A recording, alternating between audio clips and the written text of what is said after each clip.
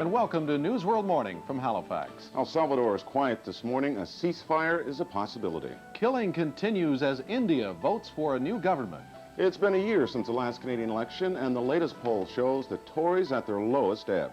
And in sports, Montreal and Philadelphia met, but it wasn't a grudge match. Chelios gets away without a scratch. That and a lot more coming up this hour. But first, Beth Gaines with the latest news. Good morning. Canada and other Western nations are asking Lebanon to keep its ceasefire alive. But people are leaving the Lebanese capital of Beirut this morning. They are worried that fighting will break out again following yesterday's assassination of President Reni Mouawad. Prime Minister Brian Mulroney calls the killing a tragedy for Lebanon. And he has called on all Lebanese factions to continue the search for peace. But observers say Mouawad's death has killed the chances for an end to the civil war. Martha Teichner of CBS News reports. Lebanon's President Reni Mouawad had been inspecting troops as part of Independence Day celebrations. Flanked by bodyguards, he left in an armored Mercedes. Moments later, the bomb exploded in a vacant shop along the route of his motorcade. A black cloud of smoke, gunfire, and panic filled the streets of West Beirut. The bomb killed at least 24 people, and Lebanon lost its new president, its best hope so far for an end to civil war. President Reni Mouawad's 17 days in office were as chaotic as his death. He was a marked man from the beginning. 4 days after his election, a massive car bomb exploded in West Beirut, missing him by minutes. Mouawad was a Maronite Christian, backed by Syria and elected by both Christians and Muslims as part of an Arab-brokered peace plan designed to share power between the two communities. To Muslims, Mouawad was a statesman, but many Christians saw him as a traitor. The man with most to gain from Mouawad's death is General Michel Aoun, the hardline Christian military leader whose war against Syrian occupation and Muslim power was fast destroying Lebanon. Aoun saw President Mouawad as having sold out to the enemy. Martha Teichner, CBS News. Uranian is a correspondent. He is in Beirut this morning and joins us now. Good morning. Good morning. The assassination seems to have thrown the entire city of Beirut into a panic this morning. Is the renewal of civil war a real possibility here? Well, people on both sides of the Lebanese capital are rather distraught by the death of President Mouawad. Although in the Christian enclave controlled by General Aoun, people are generally more reserved and subdued. General Aoun has not recognized President Mouawad as a legitimate president of Lebanon, so it's a different reaction on this side of the capital. In West Beirut, Dr. Salim al-Hus, who's the prime minister designate in the Mouawad cabinet, has declared a day of national mourning after the assassination of Mr. Mouawad. So all the shops are closed, and people are very, very distraught. Are they talking about war, or is that what they're saying? I think war is out of the question at this moment because it's coming upon winter here in Beirut, and war is very difficult in the wintertime because the armies are located in the mountains, it's snowy, and it's just difficult to conduct the war. But I think the major problem has not been resolved by the TAP of the Saudi Arabian Accord, which is the continued presence of the foreign armies in Lebanon. So until someone attacks that problem, it seems unlikely that there's any real possibility of peace in Lebanon. What about the Arab League peace plan? Is it dead now, too, with Mouawad?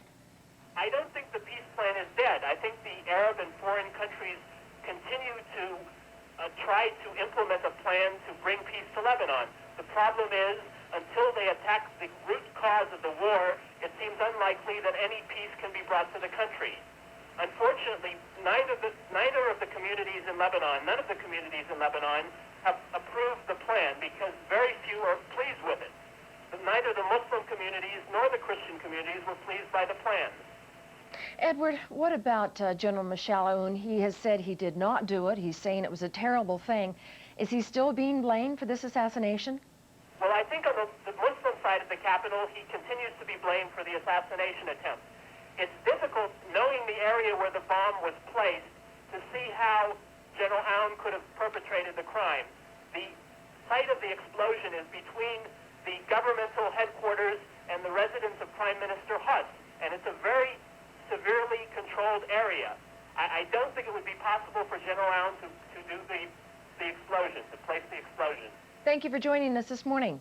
Okay. Okay, thank you very much. Bye-bye. Bye-bye. Edward Uranian is a correspondent. He is in Beirut this morning. Leftist rebels in El Salvador say they are ready to lay down their arms and talk peace. But the government is having none of it. President Alfredo Cristiani says he believes the rebels are getting ready to attack again.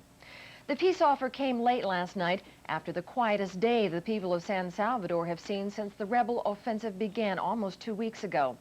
The guerrillas said they will stop fighting if the UN and the Organization of American States are allowed to supervise the ceasefire.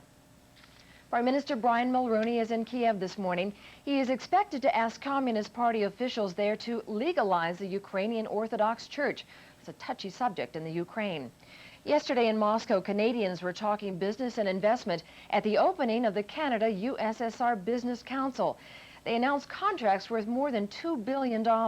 David Halton was there. The Prime Minister spent most of the day with Canadian and Soviet business leaders talking trade.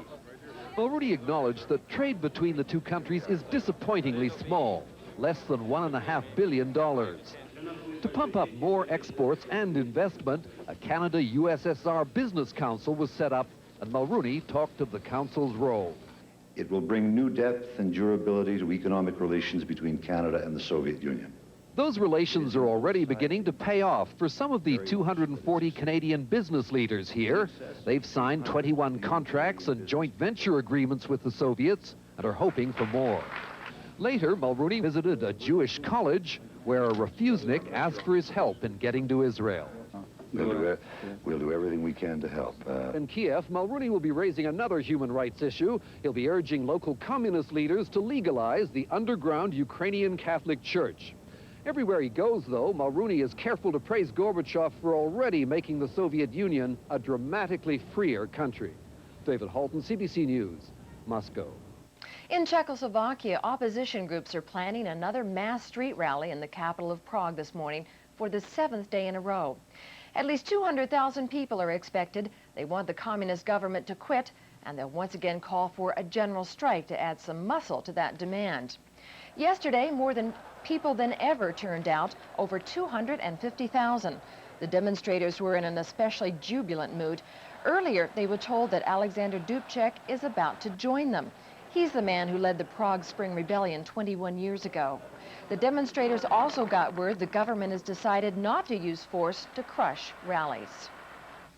In India, the first day of voting is over, and estimates suggest fewer people turned out at the polls than expected. Political analysts say this may give Prime Minister Gandhi a better chance to retain power.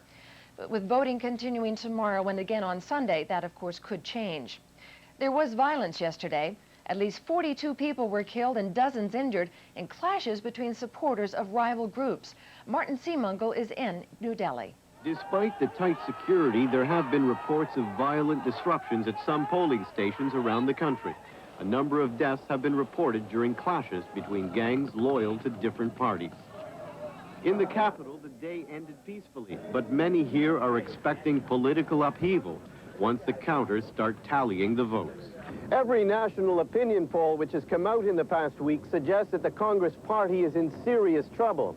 Gandhi remains confident that he will win, but with voting still on in many parts of the country, the Prime Minister remains on the hustings, campaigning 18 hours a day, like a politician struggling to stay in power. Martin Seemungal, CBC News, New Delhi. Here in Canada, there's a new Gallup poll out this morning, and it's bad news again for the federal Conservatives. The poll shows that the Tories at their lowest point in voter support since last year's election. The Liberals are in the lead with the support of 42% of decided voters. The Tories are second with 26%, and NDP is just behind with 25%. 1,034 people were interviewed. The survey was conducted earlier this month. Alberta and the federal government are resuming negotiations over land claim dispute by the Lubicon Indian Band. Negotiators say they will meet within the next few days.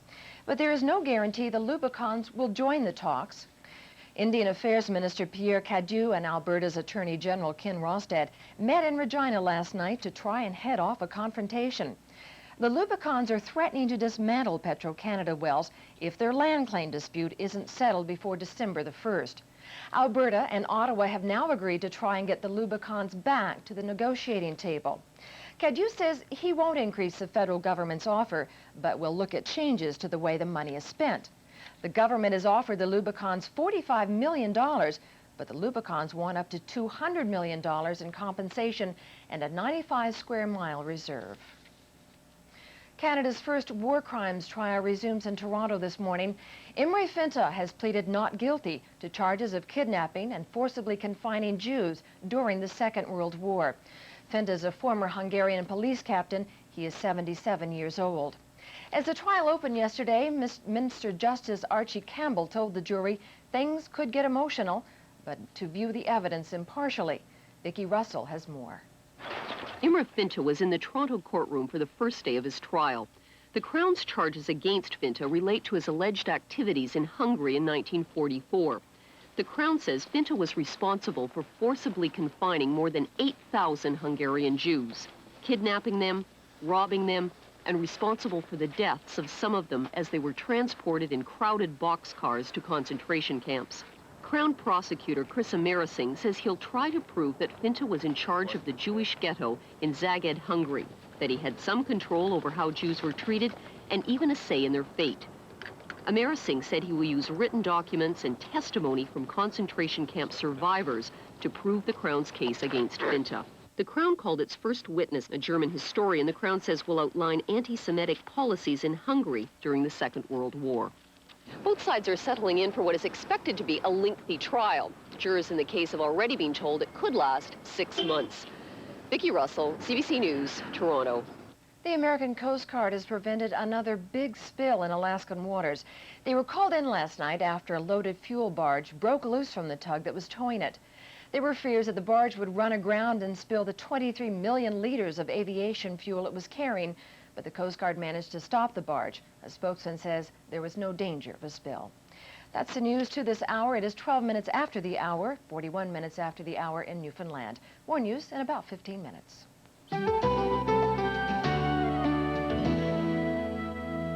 Well, hundreds of Canadian businessmen have been following Prime Minister Mulroney during his Soviet mini tour, and yesterday they made a surprise announcement.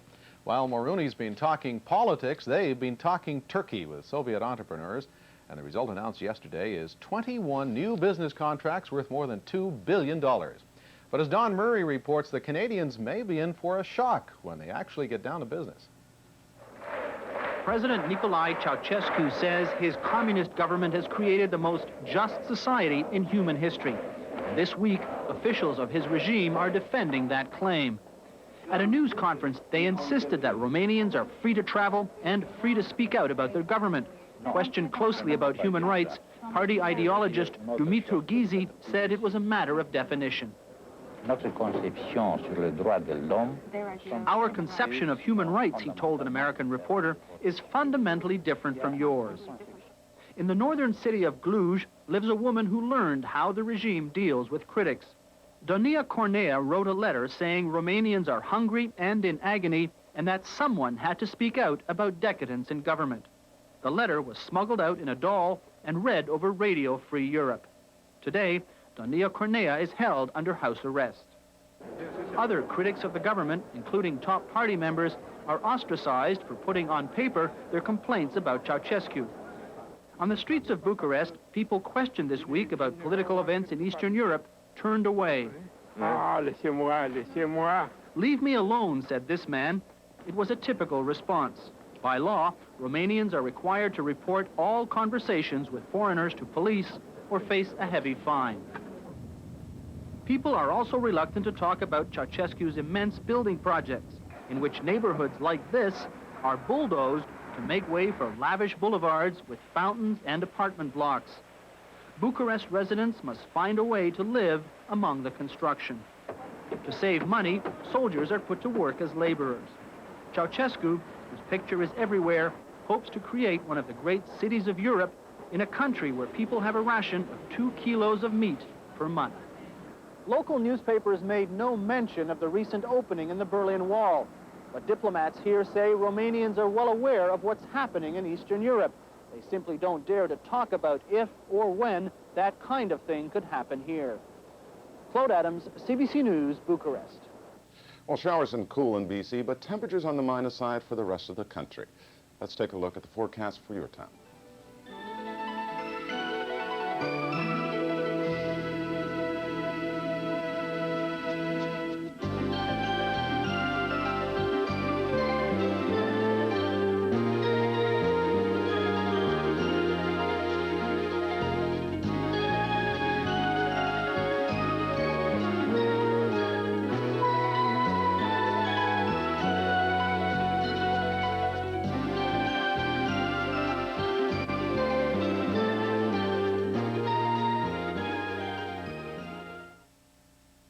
Nissan took the new Stanza to the test track to prove how well it performs in the real world. The available anti-lock brakes worked flawlessly.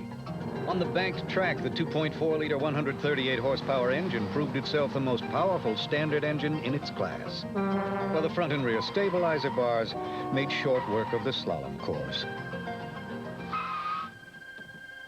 Our test drivers were very impressed. Want a good reason why I choose Tums? I'll give you 3. 1, Tums is an effective antacid. It goes to work fast. Tums starts to neutralize stomach acid in just seconds, and that's what I take an antacid for. 2, sodium. Tums is low in sodium, and that's important to me. 3, calcium. Every Tums tablet provides 200 milligrams of elemental calcium, so when I don't get enough calcium from my diet, I use Tums.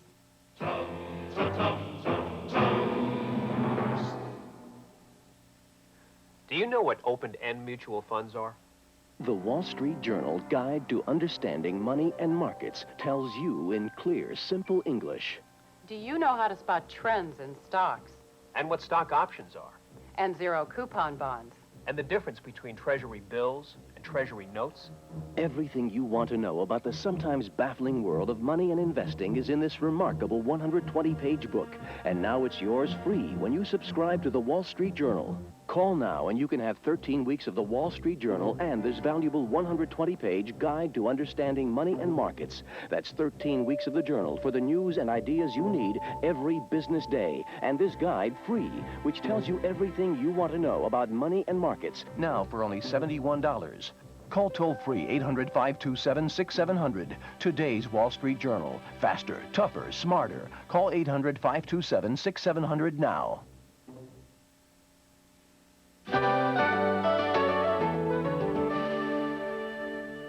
Here are some of the stories we're following this hour. Black flags are flying in Lebanon as people mourn the death of President Reni Mouawad. Observers fear the assassination will spark a new round in Lebanon's bloody civil war. There is a lull in the fighting in El Salvador. The rebels are offering a ceasefire if the government agrees to have it monitored by the United Nations. And a new Gallup poll shows the conservatives hold only 26% of voter support. The liberals are at 42%. 25% said they would vote NDP. More news a little bit later.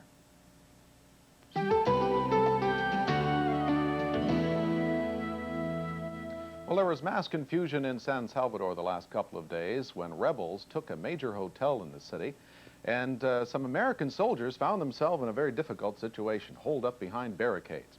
Reporters were confused, a lot of people were confused, but one reporter who managed to have a first-hand account of what was going on inside that hotel and how the Americans escaped was Linda Hosey, Globe and Mail reporter. She joins us now live from San Salvador. Good morning, Linda. Good morning.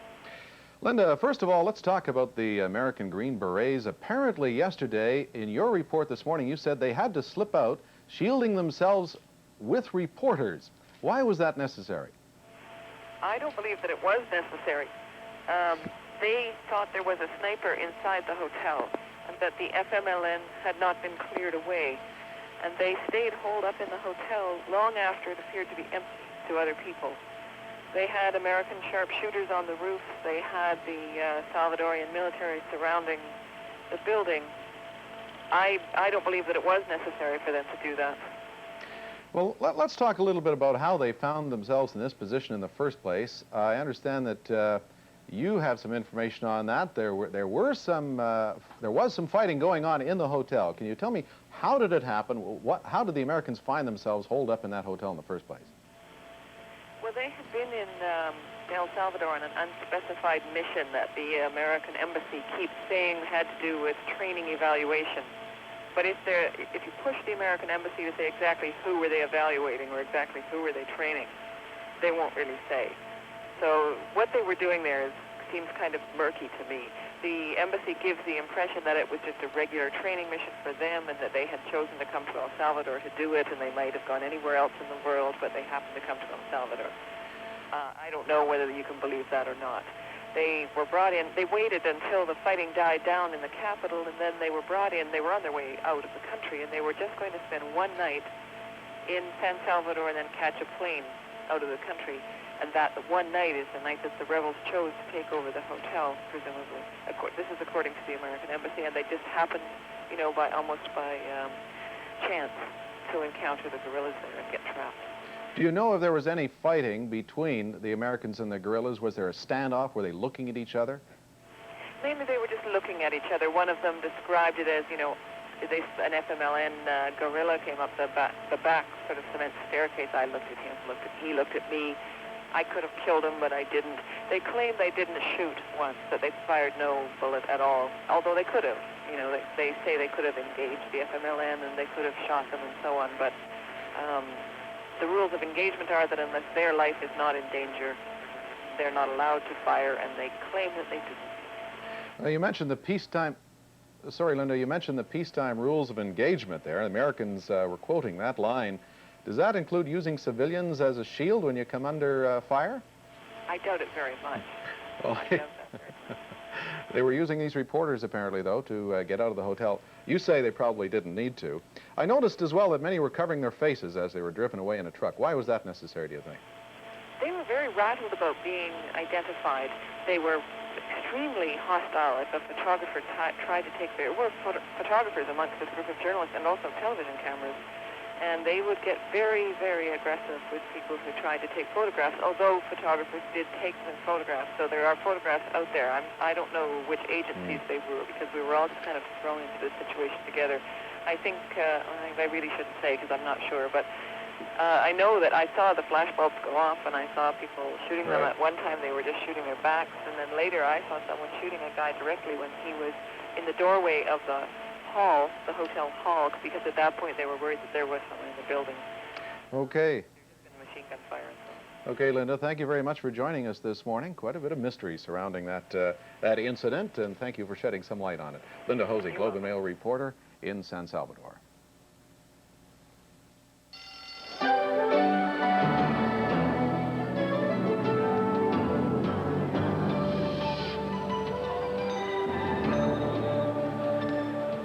Well, it's time for our first look at business, and as usual, we're going to check the overseas markets. To help us out, David Stewart Patterson, the Globe and Mail, has been standing by, watching markets around the world. Good morning, David. Good morning, Paul.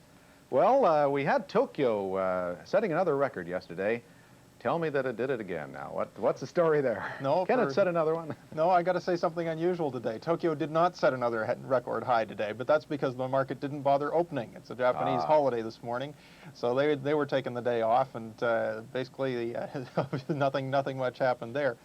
Because it's also the U.S. Thanksgiving this after or today in North America. A lot of the other markets around the world have been pretty quiet. You know, basically mixed bag across Asia. We have Taiwan actually went up for the first time in 7 days. That's it's been slumping sharply after some rumors of a big stock market scandal there, on top of the uncertainty caused by an election coming up very soon, the beginning of December. Anyway, it broke through the 10,000 barrier on the main index there, and that seemed to bring out the bargain hunter. So it had a bit of an up day. Hong Kong was down though. Singapore was up sharply. Australia was back down again. There, people taking profits both on bank stocks and on gold mining shares, which of course, like gold mining shares here in Canada, have had a pretty good run lately. In Europe, London is up modestly, and that's pretty well the story right across Europe. One way or another, all the markets seem to be up, some more than others, but all pretty quiet. Now, let's take a look at gold quickly, Dave. What is it at this morning? 408.90. It's up again. What is the outlook for today? Now, it's hitting new highs these days. Yeah, well, that's still up. You have to remember, yesterday though it rose very sharply. The close in Toronto was up towards about 411, up $7 on the day, up $12 over 2 days. It's had a very sharp rise just this week, and in fact, it's been going up for about a month now. At 410, it's up $55 from its low back just a couple of months ago in September. Essentially, we're now looking at what may be a bit of a period of consolidation. I mean, when things go up very sharply, it tends to pause a little. You know, as I say, London is down at 408. The morning fix in London, that's down from, say, a peak overnight of about 413 in Hong Kong. So we may be just seeing a little bit of a pause today. On the other hand, who knows? The pause may not last long. Analysts seem to be pointing towards saying it might even go up as high as $500, but that won't be till next year sometime. So that's the general trend on the gold price. Okay, Dave, thanks very much. You're coming back in half an hour. We're going to talk about cable wars. Yep. Okay, look forward to that. Checking the markets. Gold opened in London today at $408.90 an ounce in U.S. funds. The New York Stock Exchange will be closed today, as David mentioned, due to the U.S. Thanksgiving holiday. And the Tokyo Stock Exchange was closed today. It's a national holiday in Japan, of course. Don't know if it's Japan Thanksgiving or not. The Canadian dollar is worth 85.57 cents U.S. That's up. The U.S. dollar buys $1.1686 Canadian this morning. And we'll have more business news later.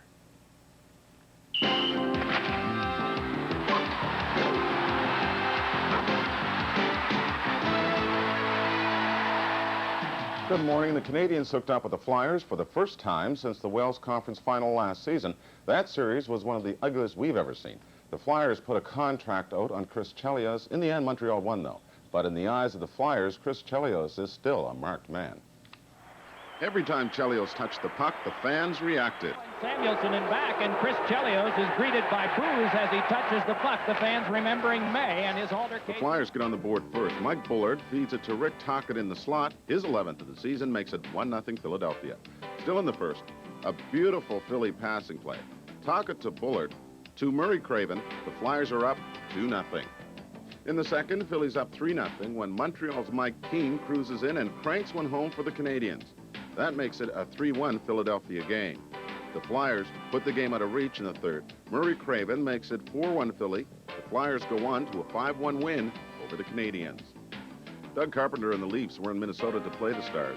We pick it up in the third. Minnesota leads 3-1 when Toronto's Eddie Olczyk narrows the gap to 3-2. This goal gives the Leafs some hope. But the North Stars restore their 2-goal bulge in the power play. Mike Modano centers it to Neil Broughton. It gets past Mark LaForest, and that makes it 4-2 Minnesota. But never say never. Brad Marsh slugs in a Toronto point from off the wing. That narrows it to a 4-3 Minnesota game, but the Leafs can hang on. Minnesota adds 2 more and wins the game 6-3.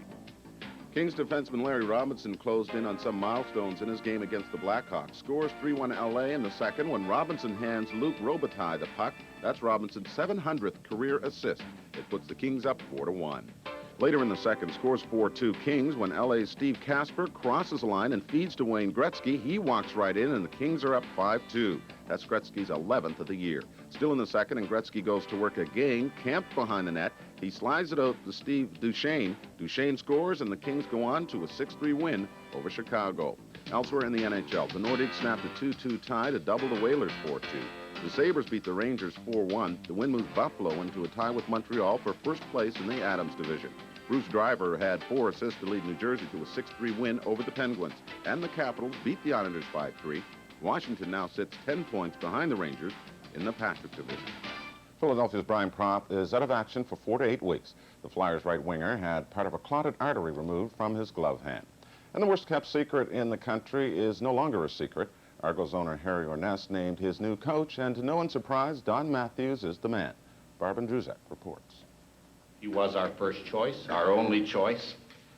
He wanted to come to Toronto, and he wanted to be the head man of the Argonaut Football Club. Argo owner Harry Ornest is talking about Don Matthews, the Argonauts' new head coach. Matthews has 20 years of football coaching behind him at all levels, high school, university, and the CFL.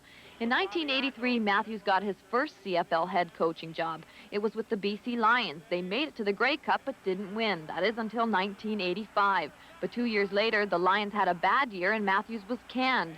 From there, he went to the Edmonton Eskimos, but only as assistant coach of their defensive line. But what a line. This past season, the Edmonton Eskimos defense took a first-place ranking in almost every category. Matthews says he plans to make the Argos a winning force as early as next season. Our goal, which every year will remain the same, our goal will be to host the Eastern Final. Matthews plans to make it to next year's Grey Cup through the help of former BC Lions offensive coordinator Adam Ritta. Matthews says Ritta is big on recruiting. Ritta is also known for the dazzle he can put into an offensive line, something the Argos desperately need. The Argos' new head coach says fans can expect a whole new look to the team by 1990, which from the sounds of things today may include a whole new coaching staff. For CBC Sports, I'm Barbara Andrusek in Toronto. Saskatchewan's James Curry won't be playing in Sunday's Grey Cup game. He was suspended 2 weeks ago for missing practice. He tried to rejoin the team for the Grey Cup, but Coach John Gregory said nope, no way. Curry watches the game from his television set in Regina. And keep an eye out for the NFL tonight. The Browns visit the Lions, and Philadelphia is in Dallas. And that's our look at sports. Reg Cairns is hard at work on a labor of love. For 2 years, he's been restoring a varnished mahogany train at Calgary's Heritage Park. Next summer, he'll be able to show it off when people come to the park for a ride.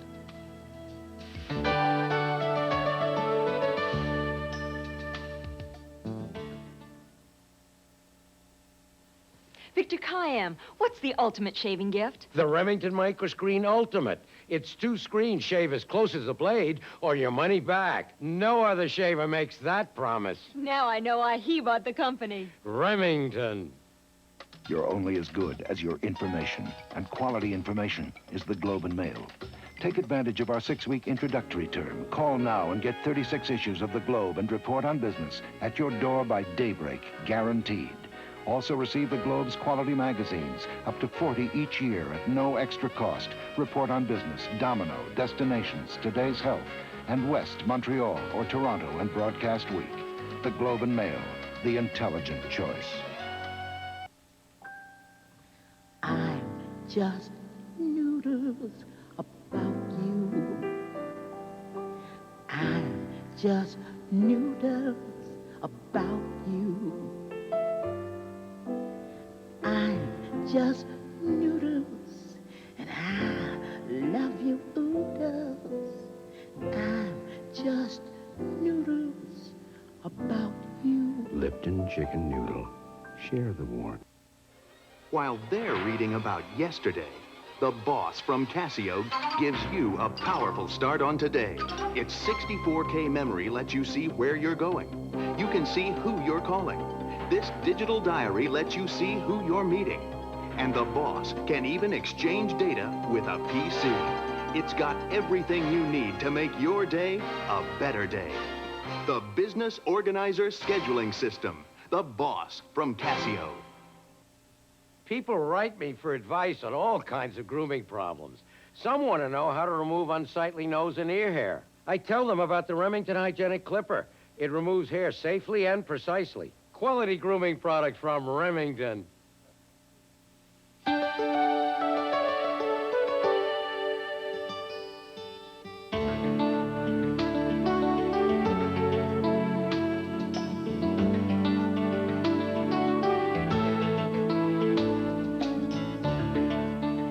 Good morning. Many civilians are fleeing Beirut this morning, fearing the assassination of President Reni Mouawad would touch off a new round of bitter fighting. Mouawad was killed after only 17 days in office. Many observers fear any hope for peace in Lebanon died with the new president. Mouawad was killed yesterday as a car bomb ripped into his motorcade. The blast destroyed his bulletproof limousine. 16 other people were killed, including 10 of his bodyguards. The assassination has raised fear in Lebanon. It will be plunged once again back into a bloody civil war that has turned Beirut into a battle-scarred war zone. Leftist rebels in El Salvador say they are ready to lay down their arms and talk peace. But the government is having none of it. President Alfredo Cristiani says he believes the rebels are getting ready to attack again. The peace offer came late last night after the quietest day the people of San Salvador have seen since the rebel offensive began almost 2 weeks ago. The guerrillas said they will stop fighting if the UN organization and the Organization of American States are allowed to supervise the ceasefire. Opposition groups are planning another mass street rally in Prague this morning for the 7th day in a row. At least 200,000 people are expected. They want the communist government to quit, and they'll once again call for a general strike to add more muscle to that demand. Yesterday, more than 250,000 people turned out in the streets of Prague. The demonstrators were in a jubilant mood. Earlier, they had been told that Alexander Dubček would join them. He is the folk hero who led the Prague Spring Rebellion 21 years ago. They also got word the government had decided not to use force on the demonstrators. Prime Minister Brian Mulroney announced in Kiev this morning Canada will open a new consulate in the Soviet Union. Mulroney says the new consulate in Kiev will help Ukrainian Canadians keep in touch with their families in the Soviet Union. Here in Canada this morning, there is a new Gallup poll out, and it's bad news once again for the federal Conservatives. The poll shows the Tories at their lowest point in voter support since last year's election. The Liberals are in the lead with support of 42% of decided voters. The Tories are second with 26%. The NDP is just behind with 25%. Just over 1,000 people were interviewed. The survey was conducted earlier this month. NASA officials say all is well aboard the Space Shuttle Discovery. It is expected the crew will deploy their cargo, a spy satellite, sometime today. Discovery blasted off just after 7 o'clock Eastern Time last night. Sky watchers in the southern states got an unexpected fireworks display for about 7 minutes as Discovery soared across the sky. We will have more news in about 15 minutes. It's now 36 minutes past the hour.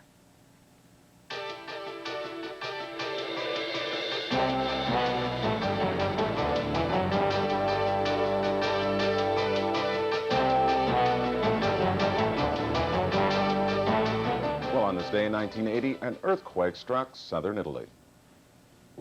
The earthquake caused wide devastation in dozens of villages, towns, and cities. It left thousands homeless and close to 3,000 died. The quake measured 6.8 on the Richter scale and was followed by 32 aftershocks. It was the strongest to hit Italy in 70 years. Also on this day in 1954, General Motors held a big celebration. The company built its 50 millionth car. The historic car is a gold-plated Chevrolet sports coupe with 600 gold-plated parts. And it's going to be sunny across most of Canada today, but cold, except for the west coast, where it's going to be cool and rainy. Let's look at the forecast.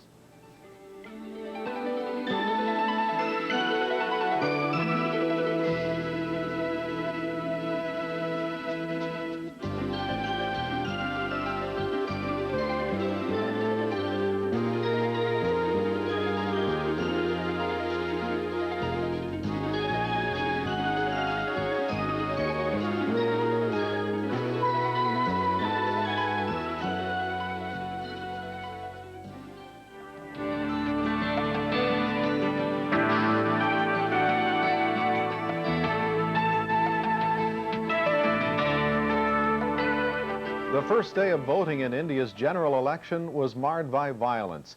At least 35 people were killed in bombings, stabbings, and shootings. And there have been accusations of massive fraud from both sides. Results won't start to come in until after the polls close on Sunday. The ruling Congress party could lose office for only the second time since independence. The party's been dogged by allegations of corruption. Martin Simongo reports. Voting day in India, the first day of reckoning for a government under attack. All eyes were on Prime Minister Rajiv Gandhi as he stepped into the polling station to cast his ballot. He has been the key figure throughout the campaign. The election has become a referendum on his leadership. VP Singh, the man who leads India's newly united political opposition, has been hammering the government on corruption throughout the campaign.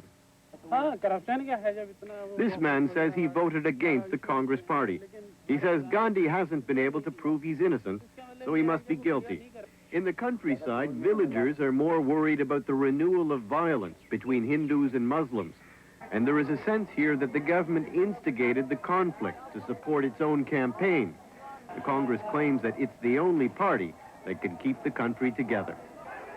Despite the tight security, there have been reports of violent disruptions at some polling stations around the country. A number of deaths have been reported during clashes between gangs loyal to different parties. In the capital, the day ended peacefully, but many here are expecting political upheaval once the counters start tallying the votes. Every national opinion poll which has come out in the past week suggests that the Congress party is in serious trouble.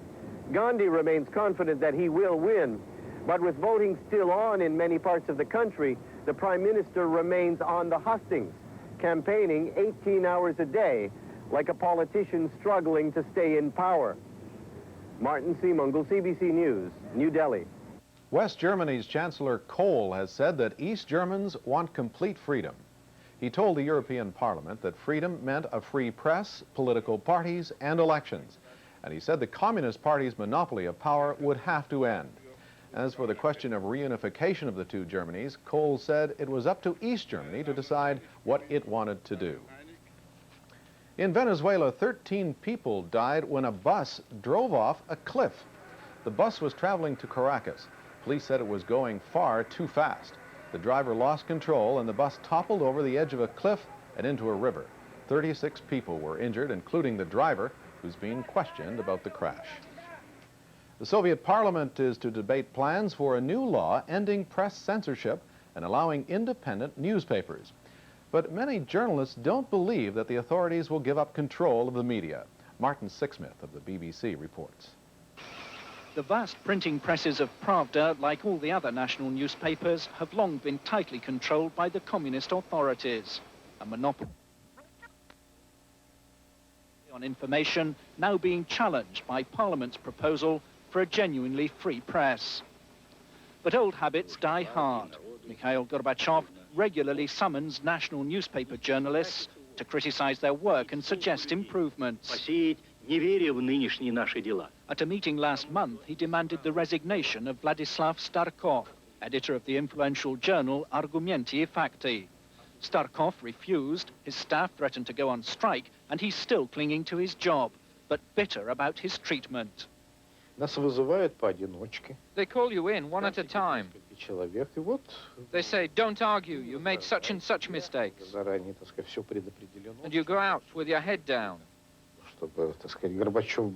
We'd like to be able to write things that Gorbachev doesn't agree with and still be able to carry on writing them. What's the point of being a journalist if they just tell you how to run your newspaper all the time? And if pressure on the official media remains strong, the rapidly expanding underground press contrives to operate under nearly impossible conditions. This dissident Christian group once had personal computers to print their journal, but last week they were stolen by armed men who beat the paper's editor with a pistol. It's clear the KGB had a hand in this crime. They still do such things to harass our work. In a period of glasnost, it's totally incomprehensible. But with public thirst for information now whetted, Parliament has taken on the complex challenge of ending deep-seated official opposition to that information's dissemination. And that's International Report for this hour. Well, car repair work in Winnipeg for a lot more than you expected, and seniors in Edmonton take action. But first, we head to Montreal, where demonstrators are protesting proposed government changes to UIC.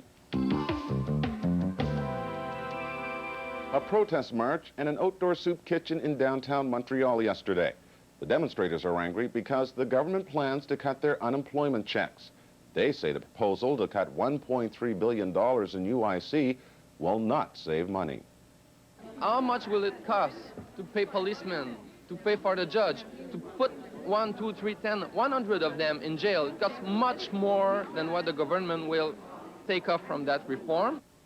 They say the government not only plans to cut their benefits, but will require them to work longer before collecting them.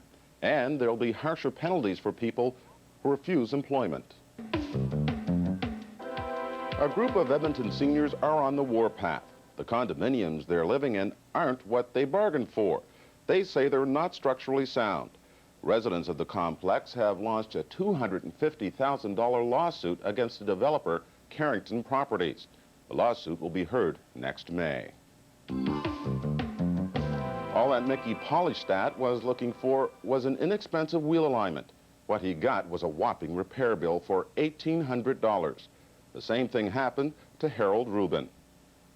I told him, I said, this seems to be awful high. And he said it is awful high, but it's necessary work. Both men had taken their cars to a Garden City Firestone station in Winnipeg. They'd been attracted by the company's advertising, which featured inexpensive repair jobs. In the end, though, Ruben and Polystad took their cars to other stations for a second opinion. The result? They'd been taken to the cleaners by Firestone.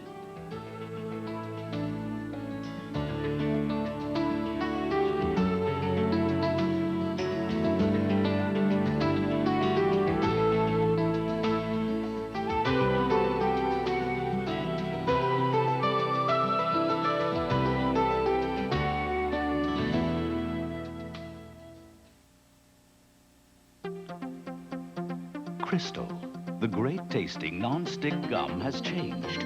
The pack is new. The shape is different, but the biggest change is inside. It has no sugar. Crystal gum is sugar-free. Now, a gum that doesn't stick to dental work and is sweetened with NutraSweet.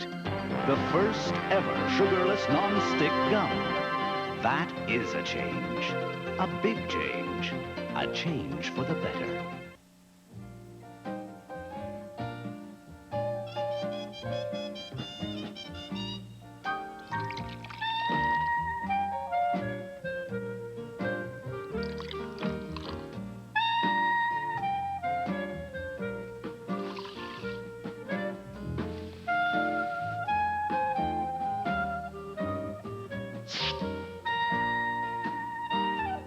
After all, there's Heineken. Consider this your personal invitation to enjoy the many pleasures of our new business class.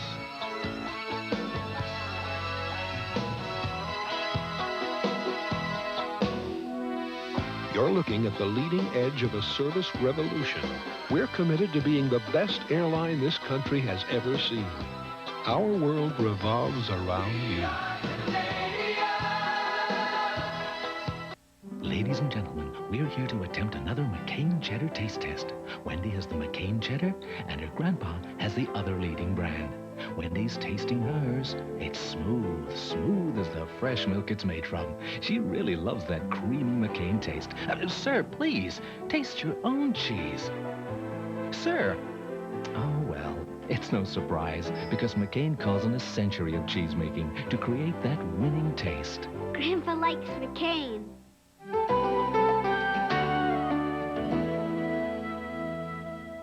Here are some of the stories we're following this morning.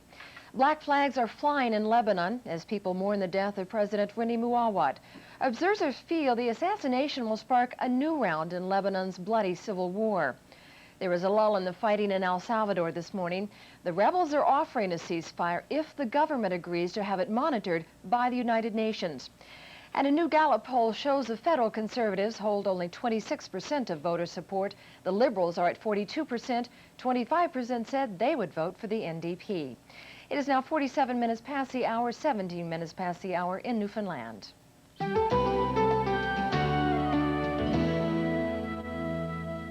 Manitoba's inquiry into the way the justice system treats natives has ended its public hearings, and native leaders have asked for its findings to be acted upon. Alan Habit reports. Together, the two commissioners have taken their inquiry into territory rarely explored in Manitoba, into a justice system accused of racism by the province's natives, into the Osborne murder case, which was kept secret in Nepal for 16 years, into the police shooting of J.J. Harper, where one police officer was cleared, and before testifying at the inquiry, another took his life. For 14 months, the commissioners have listened to dramatic testimony from natives who demand change. How can we deal with these things? It seems so hopeless. And the inquiry met others who have no hope.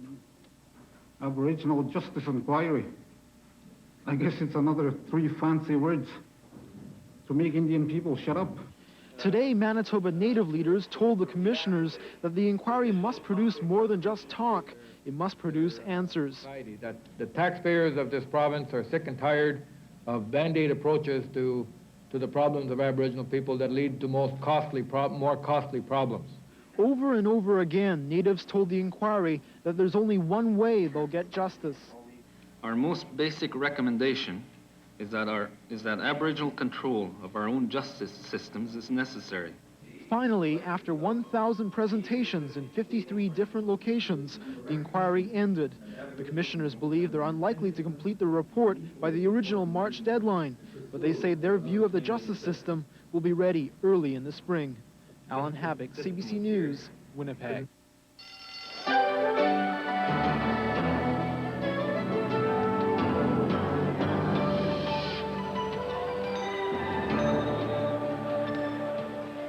Well, one of the richest prizes in Canadian cable TV is up for grabs. To learn more, we go to the Globe and Mail newsroom and David Stewart-Patterson. Good morning, Dave. Morning, Paul. Well, now, apparently this Toronto-based Cable Casting Limited wants to sell all of its Canadian cable systems. Why does it want to do that, Dave? Because it's tired of Canada and wants to spend its money and its energy in Britain. The company's founder and still 95% shareholder, a fellow called David Graham, he founded cable casting 25 years ago, and now he's interested. He thinks the big opportunities are over in Britain. Essentially, the Canadian industry is pretty mature. Those of us who want cable, most of us have it. He doesn't think the value of the systems and so on is nearly as good as it is in Britain. In Britain, cable is just getting off the ground, so it's like taking the profits from the big surge in cable in Canada, plowing it into another country, and getting the surge all over again. At the moment, cable casting has 3 franchises in Glasgow, a potential of up to 200,000 customers there. It's bidding on 3 more franchises in adjacent areas. Hopes to start stringing cable in January and have its first paying customers hooked up by April. Another thing for cable casting is that in Britain, cable companies are already free to get into, say, telecommunications, competing in long-distance telephone service, that kind of stuff. That's only a policy proposal on this side of the ocean, and Rogers Cable has suggested it, but it's got a big fight ahead of it before it'll be allowed to even try. Let's look at cable casting's structure for a moment, Dave. How big is it? Where does it have its systems?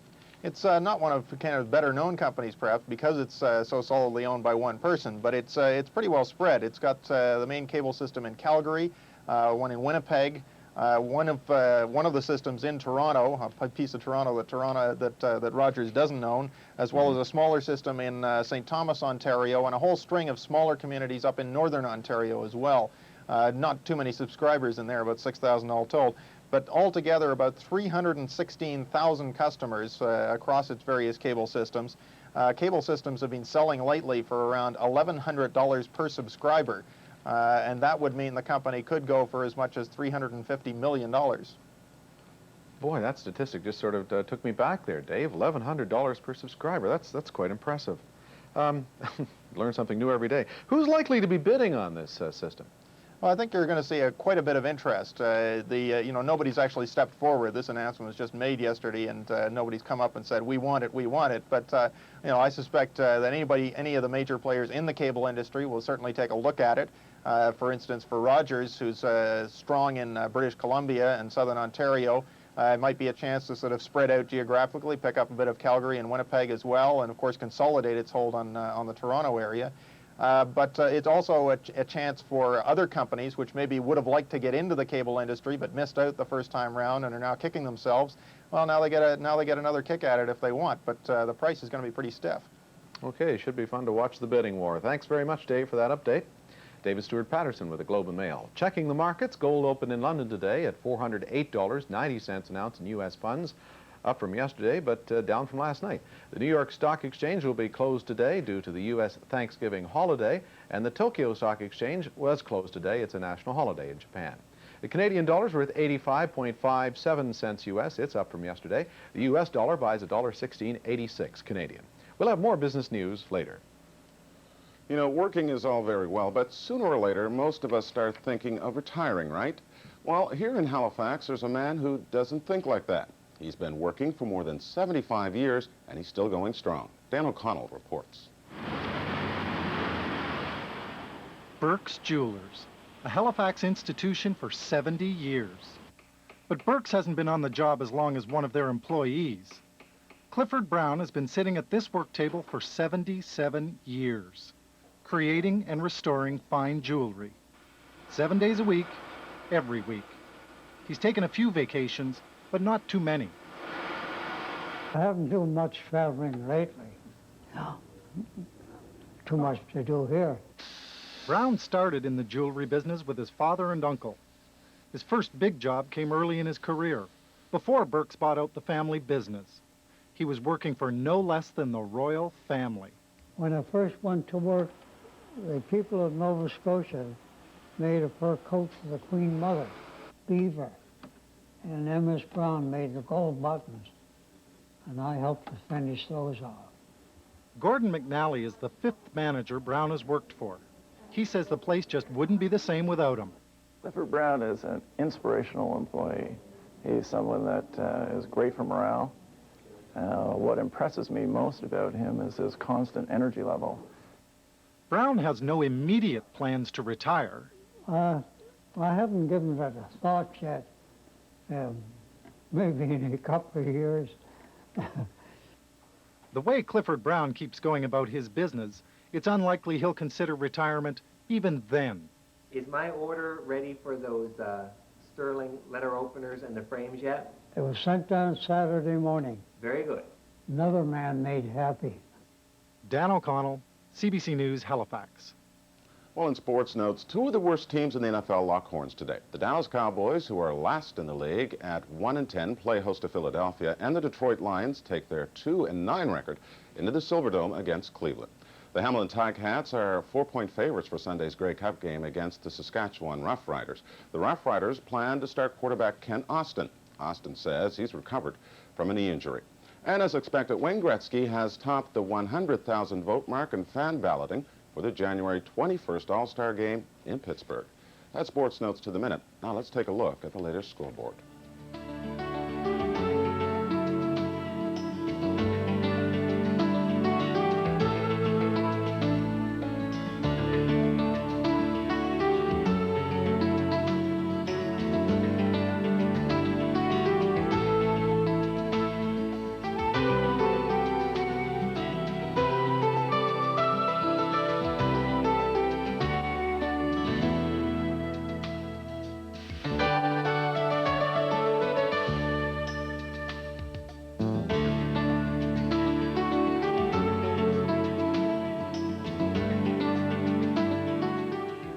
I'm not too happy this morning. My Habs lost last night. Yeah. But I was, hey, do you drink coffee, George? Of course, everybody does, don't they? Well, you know, the latest thing about coffee is the cholesterol and coffee debate. Now, there was a study last week said that cholesterol levels go up if you drink decaffeinated coffee, right? Did you hear? Did you read that one? No. They got another one out now. The Swiss say that cholesterol levels go up if you boil coffee. You're supposed to drip it. I don't know. Can you believe it? We'll just drink it. Bye. Do you know that over 15 million magazines are sold every month? But how many deliver hard-hitting, penetrating news stories that go beyond the superficial headlines? Only one, Saturday Night, the most informative and entertaining magazine in Canada. And we'd like to send you the next issue free. Inside, you'll discover a magazine filled with provocative opinions, fascinating features, wonderful fiction, superb photography, and more. Saturday Night probes beyond the headlines to deliver the final word on important issues that face all of us.